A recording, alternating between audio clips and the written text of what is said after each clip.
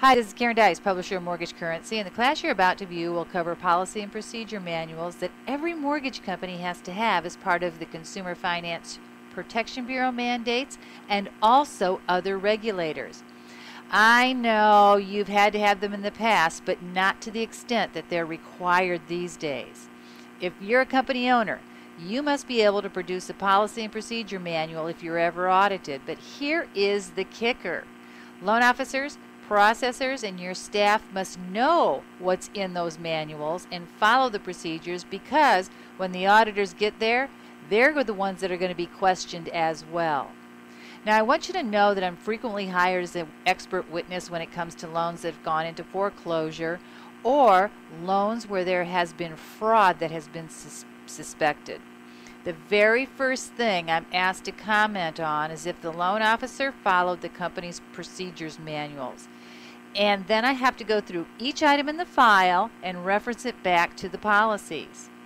And every year, HUD publishes a list of mortgage lenders who have been fined thousands, if not hundreds of thousands of dollars, and about 70% of the fines resulted from the company not following their own policy and procedures. And by the way, you can read them. They've just been posted at HUD.gov. So this class is called What You Need to Know About Company Policy and Procedures, and I suggest that it be viewed by everyone in your office. And stay tuned, because you're going to be receiving a free giveaway from Mortgage Educators and a list of policy manuals so you can check your library to make sure that you have all of them.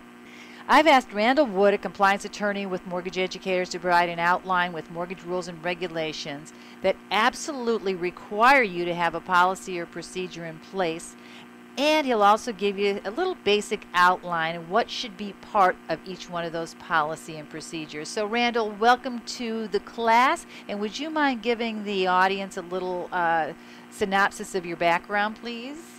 You bet. Thanks, Karen, for having me, and it's a pleasure to be here. I am an attorney, whether that's good or bad. I was educated on both coasts. I did law school in Boston and an additional year in Seattle at the University of Washington. My focus was federal taxation. The classes were revolving around the statute, tax regulation, all federal law. And so I have taken those skills and have brought them to the mortgage world, where it's very statute and regulation based.